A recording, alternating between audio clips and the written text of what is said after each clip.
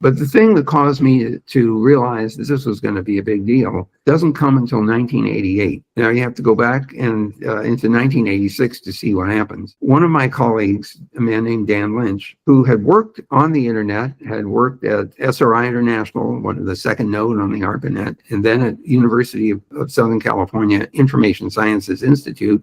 He ran the data centers there. They were very engaged in running experimental versions of the TCP/IP protocols while the older ARPANET protocols were serving all of the users. He decides around 1986 or so that this is a big deal, and he starts a company called Interop, which stood for interoperability. It starts out first as a training ground to show people how to design and build pieces of internet, designing and building TCP/IP and all the operational stuff that goes with it.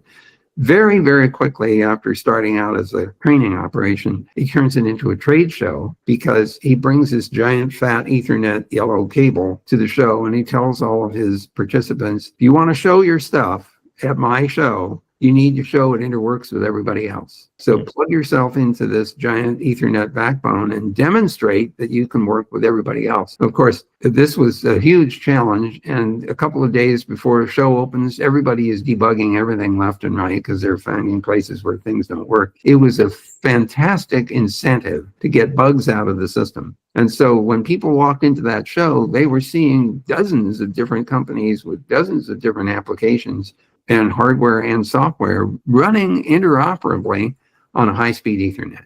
So if this really triggers everything. In 86, a couple hundred people show up. Just so how does this work? 1988, 50,000 people show up at Moscone Center in San Francisco to kick the tires to see how this stuff works. So I walk into the show with the then CEO of 3Com, the company that Bob Metcalf started, Eric Benamou.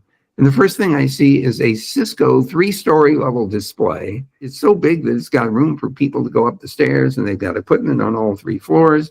They're doing demonstrations. And I just stopped, with my jaw on the floor. And I turned to Eric and I said, how much does that cost? And he said, $250,000. This is 1988 when $250,000 was a significant amount of money. And then he says, and that doesn't include, the cost of the people for a week to make booths. And I just stood there and I'm thinking, holy crap, somebody thinks they're going to make money out of the internet.